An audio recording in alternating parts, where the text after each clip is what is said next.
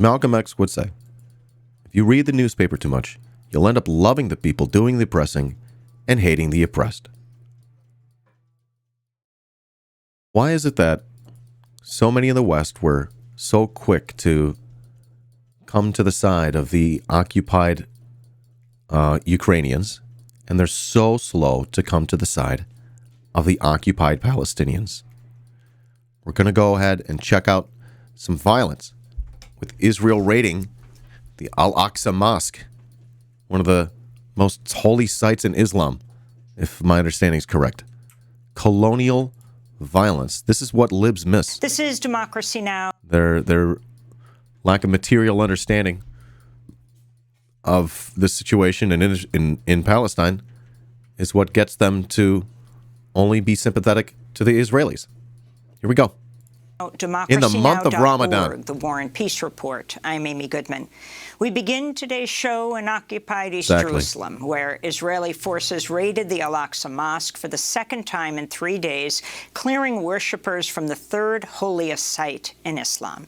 19 Palestinians were injured. Some were hit by rubber-coated steel bullets. Over 150 Palestinians were injured in another raid at the mosque Friday. On Sunday, Palestinians described how Israeli police blocked their access to the Al-Aqsa Mosque compound. That's wild. We were forced out of the Al-Aqsa Mosque after the dawn prayer. Then Jewish settlers started to enter. After we saw two groups of them, we started to chant, and the Israeli forces tried to detain me. They are invading in big numbers. During this holiday, it is known every year that they, the Jewish visitors, invade the Al-Aqsa Mosque. I am calling on everyone who can reach Al-Aqsa gates to come and support us. To protest Israel's violent crackdown, the United Arab-less political party has suspended its participation in Israel's coalition government led by Prime Minister Naftali Bennett, who lost his majority last week. For more, we're joined by Mohammed El-Kurd. He's the Palestinian writer and poet, the Palestine correspondent for The Nation magazine. Mohammed, welcome back to Democracy Now! Can you describe the series of events this weekend that have led to almost 170, if not more, Palestinians being injured at Al-Aqsa? All right, before he answers here, hey, Mustafa, I think you're onto something here. For decades, the religious right, and libs too. Libs do this too. They push that if you're pro-Palestine, then you're an anti-Semite. Libs fall for it too. But it does have a specific strain on the religious right as well. You know what I mean? They're all reactionaries. They always side with the occupiers. That's the point. That's why we call them reactionaries, right? Or if we could put it that way. All right, let's listen to the answer here. Absolutely. Thank you for having me. Over the weekend, starting on Friday, almost 500 Palestinians were arrested by the Israeli occupation authorities from Al-Aqsa Mosque. And as you said, 170 were injured, several of whom were in critical condition, and several of whom were journalists that we saw on video were targeted. By design, by the Israeli soldiers. Can Amy mute her fucking phone? She never mutes it. Some had their cameras broken. Some had rubber-coated steel bullets hit their heads. This is not particularly a unique incident. Violence, colonial violence, is the norm in occupied Jerusalem. And we see this kind of escalation and violations happen in Al-Aqsa Mosque constantly. What is particularly alarming here is the Israeli occupation authorities attempt to install a new status quo, similar to the one in the Ibrahimi Mosque in Hebron, where Palestinian Muslims are forced to share their holy site, their mosque, their 980-year-old mosque with Jewish settlers. And it should raise eyebrows because the Al-Aqsa Mosque... It just did. And Damascus Gate are maybe the only remaining public spaces for Palestinians in the entirety of Jerusalem, where Palestinian existence is criminalized, where Palestinian taking up space is criminalized. Al-Aqsa Mosque is, yes, the third holiest site in Islam, but it's not only that. It is a social site, it's a political site, it's a site where I, as a teenager, used to go and study for my tests. And if we are robbed from that, then in our native city, we do not have any public spaces left. Can you talk about what led up to what took place this weekend? Well, you know, there's a bunch of Jewish groups, some of whom have, you know, fantasies of demolishing Al-Aqsa and installing a temple on top of it. Were calling for invasions of Al-Aqsa, some of which were saying that if you sacrifice a goat on the Temple Mount, you get this sum of money as a reward. And, you know, we understand that the Israeli authorities are in partnership, are in collusion with the Israeli settlers, and so they have made the situation easy for them. But in no way is this a new thing, or this is in fact a routine, and this is something we see all the time. And I believe that since it's becoming a lot more visible, it is an opportunity for journalists, particularly Western media, to be able to describe this objectively, because we have been seeing for the past weekend, we have been seeing a lot of describing this as clashes, as if there is no imbalance of power here, as if there is no nuclear state using its rubber-coated bullets and tear gas against worshippers at a mosque. Can you talk about the far-right Jewish group Return to Temple Mount that offered a reward to anyone who sacrificed a goat inside the Al-Aqsa Mosque? Yeah, I mean, it's. I think the adjective here, the proper adjective here is fanatic, right? This is a group with some kind of religious fantasy that they are trying really hard to fulfill, and it's to them it's an awakening of a ritual. If they're sacrificing this animal on Al-Aqsa compound, or what they call the Temple Mount, then they are resurrecting that temple, or they're starting the resurrection of that temple. But I don't know much about that group particularly, but I know that it's not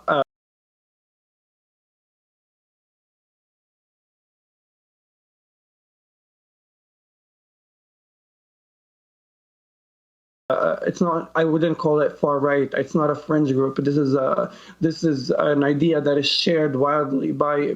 Awesome little pro streamer moment right there. I was wondering who these Israeli forces. Who the Israeli forces were on screen. Are they like IDF? Is that another armed Israeli group, like cops? I don't know. I don't know who they are specifically.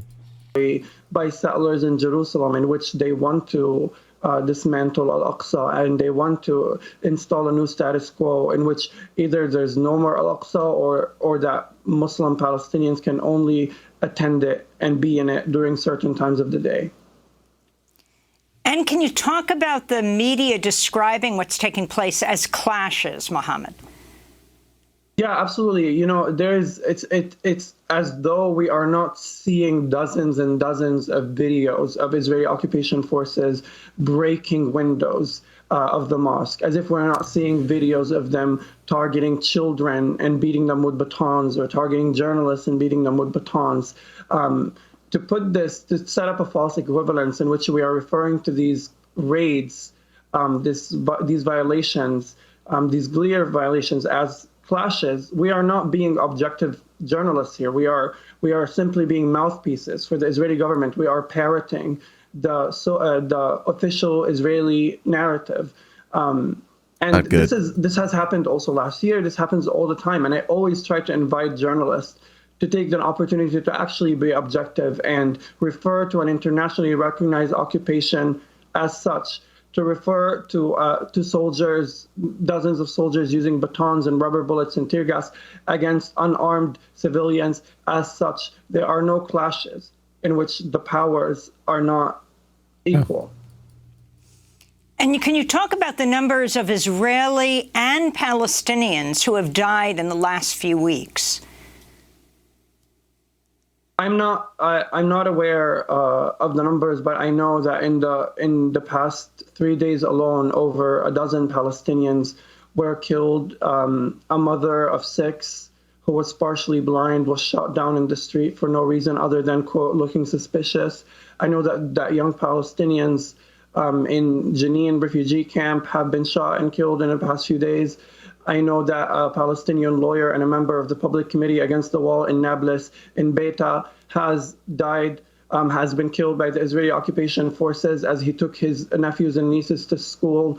I understand that Palestinian death is a common occurrence that does not raise anybody's eyebrows in Western media. And that disparity is what needs to be addressed. The statistics show the disparity in the deaths, and the statistics show who is the true victim of systemic material violence, institutional violence, violence backed by legality, by the judicial system. It is the Palestinians, because we continue living under 70 years of Zionist colonization that murders us in the street, that robs us of our homes, that exiles us, that keeps us in an open air prison. I was wondering if you can talk more about the Israeli raids throughout the West Bank. I'm looking at a New York Times piece that says for the past week, Israeli forces have carried out a widespread campaign of raids into towns and cities across the West Bank in a response to a wave. Hey, cool. Wow. You fucking love to see it. Welcome in. Hey, Raiders. It's me, Dan. This is the iDanSimpson Show with iDanSimpson. I'm iDanSimpson. Welcome in. Thank you so much for the raid, theculture.tv. Really, really, really like your channel a lot. I love your content. Love your face.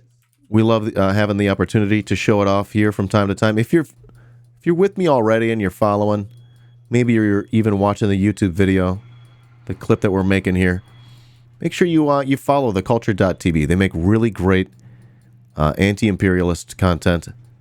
I do believe they're all Marxist-Leninists. And then, of course, that's a good thing. Not a bad thing. Really nice to be with you today, Raiders. My name's Dan. I'm currently streaming, and we're making content for YouTube simultaneously. I make little clips and upload what I think maybe are the best parts of my live stream each day. Welcome in. Welcome, welcome, welcome. Make sure you hit the follow button. It's free to follow. I'm really close to 5,000 followers. That line's going up. It's very exciting. Today, talking about the colonial violence in Palestine at the Al-Aqsa Mosque. It's pretty tragic stuff. I'm just trying to stay on top of it and also educate myself and others on what we're learning over here. Okay. Culture.tv. Yeah, make sure you're following them as well. What did y'all stream about today? I hope y'all had a nice stream, enjoyed your time over there. I'm sure you did. I'm sure you learned a lot. They got the big brains. You love to see it. Yeah. All right. So welcome again in. We're watching Democracy Now! Sometimes they do some good coverage, and I think this one's okay. Oh, you were learning about Dugan. I almost learned about Dugan the other day. I never watched the video on it. I was supposed to, but I didn't. All right. And it's interesting to me, Democracy Now's coverage, generally speaking, but I think they have a good guest on talking about things that, they don't really talk about in Western media. Oh, and Mad Lab, first comment. Welcome in. Good to see you. Thanks for the follow. Bing bong. Bing bong. Bing bong. All right. And talked about Chris Smalls. Talked about Chris Smalls on Tucker Carlson. Hey, Stu. I just noticed that's you. Everyone follow Left Hand Stu as well. You're going to love Stu's content. Welcome in, Stu. I hope you're well. Talking about Chris Smalls on Tucker. Did you think he did okay? A lot of people were shitting on him, but it seems like he didn't take the bait, right? I don't know. What's the TLDR? And we got unelectable airwaves in the house. I feel like the cool guy. Hey, guys. Everyone's coming. All the cool people are coming to hang out with me. Everyone follow unelectable airwaves for some late night lefty content. Was enjoying listening to you talk about actually Kurt Cobain the other day. That was fascinating. Howdy, howdy. Welcome in. Yeah, we're doing some anti-colonialism right now as we talk about the raids at Al-Aqsa Mosque. Al-Aqsa Mosque. Say that 10 times fast. All right, here we go. I'm going to get back into this video. Let me know, chat, if you have any questions, comments, concerns. Wave of recent Palestinian attacks inside Israel that have killed 14 people. At least 14 Palestinians have been killed by Israeli forces since the beginning of Ramadan on April 2nd, including 16-year-old Mohammed El-Kurd, who was shot and killed on Sunday during one of the Israeli raids in Jenin, his mother said. Mohammed El-Kurd. Can you fucking kidding me? The positioning of these raids as some kind of response or some kind of retaliation is dishonest, because these raids happen whether or not Palestinians commit any acts. These raids are by design part of Israel's colonial violence against Palestinians. I know this because we see every single day. If you look at Palestinian media, if you follow Palestinians on social media, you see every single day the raids that have never abated for the past 70 years. But it is only when Israelis are affected, it is only when Israelis, the settlers' sense of peace is disturbed, that we have international eyes looking at the situation. I also wanted to ask you about Sheikh Jarrah, your community, where you've been detained as you fight to prevent homes from being demolished there, including fighting against being forced out of your own. Wait, do we all know where Sheikh Jarrah is? All right, so here. Yeah, a little West Bank action. That's what they call this. It's not Gaza. Over here. Occupied West Jerusalem. Not the West Bank. Okay, I'm confused then. Maybe I don't understand where the West Bank begins. Yeah. All right, sorry for my confusion. All right, Sheikh Jarrah is in East Jerusalem. So, yeah, I guess. It is in the West Bank, correct? Did we solve that? All right. It's 2 kilometers north of the old city on the road to Mount Scopus.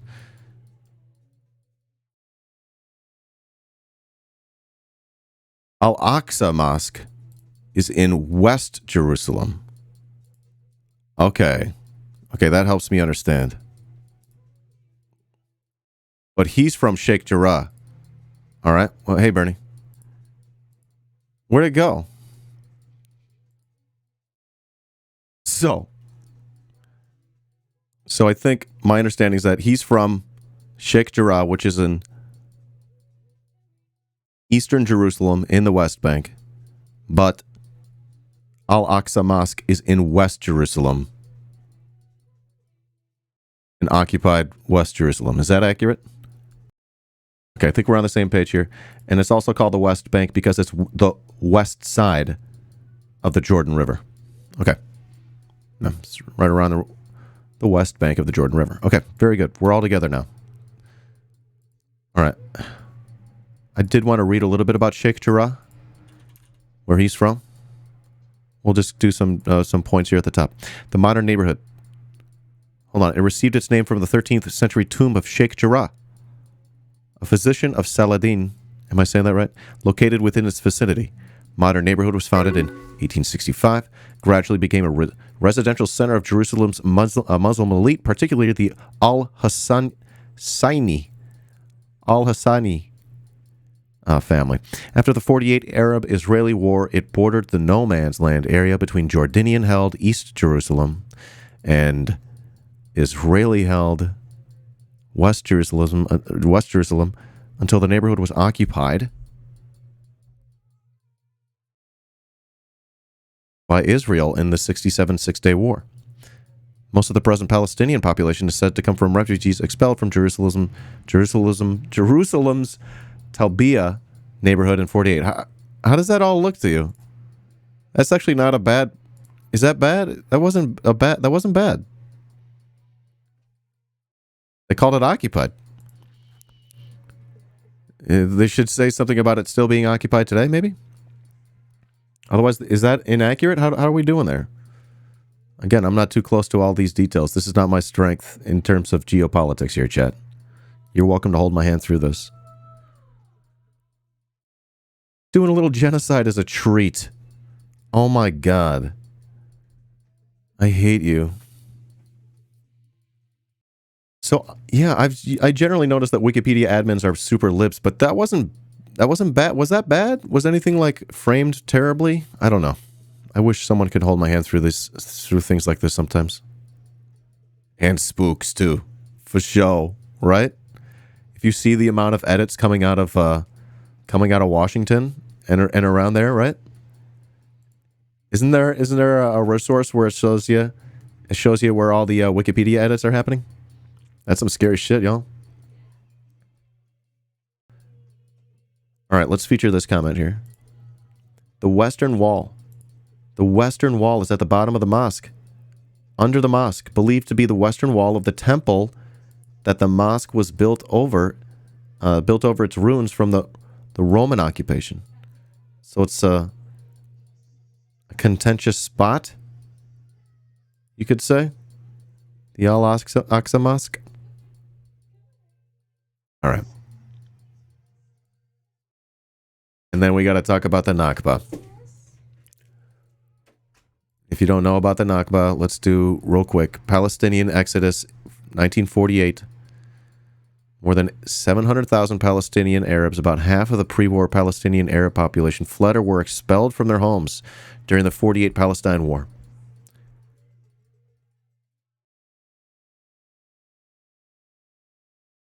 Where are the Zionists going to live, you know?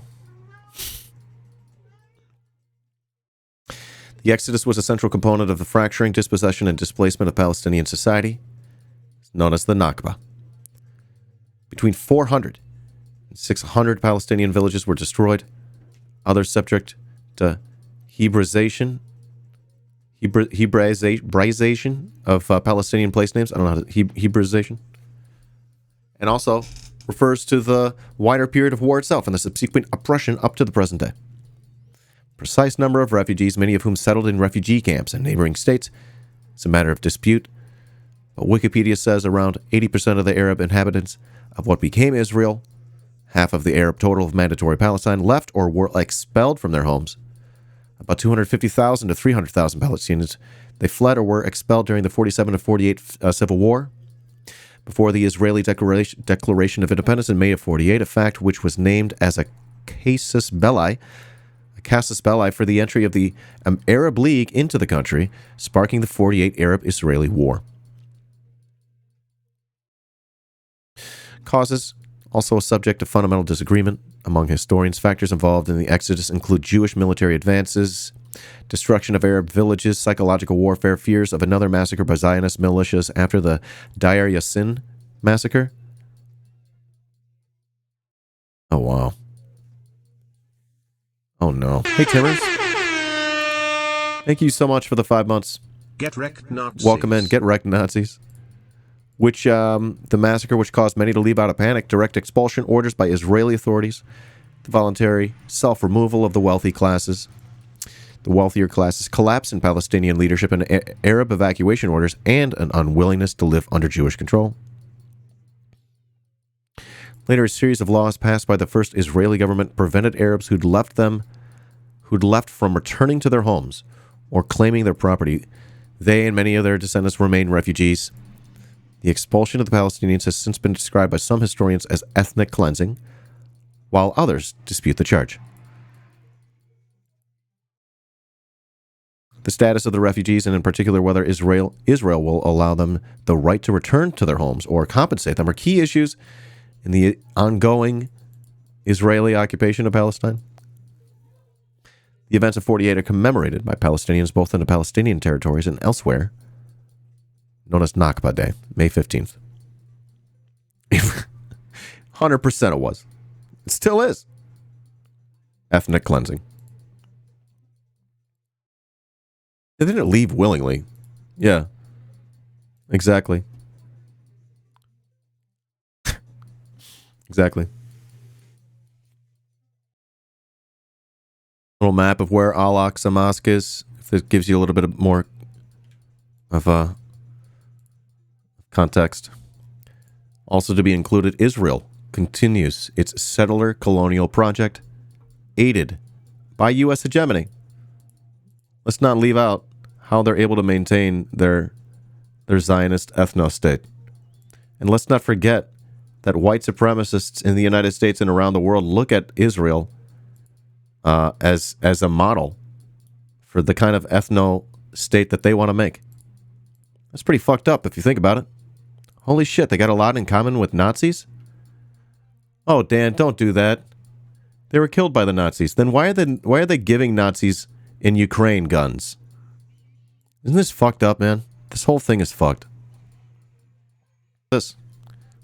And talking about this, the IDF come to the United States and train our cops.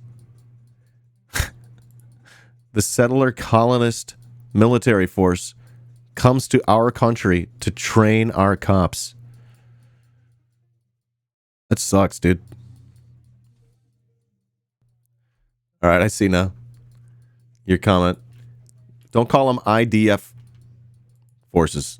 Defense means they're defending what's theirs, right? They're an occupying force. IOF. Get 'em. Got 'em. I hate those guys.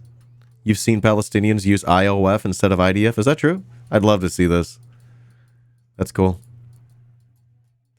Remember, of course, the United States, we give them billions to develop better ways to oppress. Then they train our cops in the same tools and methods. They're our police state laboratory. Not a good thing. Very bad. Exactly. Precisely. Prezactly. Wondering how the YouTube captions handle prezactly. Should be fun to see that one. All right, I think that's the clip. Thanks for watching. Please, please, please, if you're watching on YouTube, like and subscribe, hit the bell, support the channel. Come join us here on Twitch. I stream just about every day, twitch.tv/iDanSimpson. You can also support on Patreon for as little as $3 a month. That helps me keep the stream alive and make the content for you. Love your face.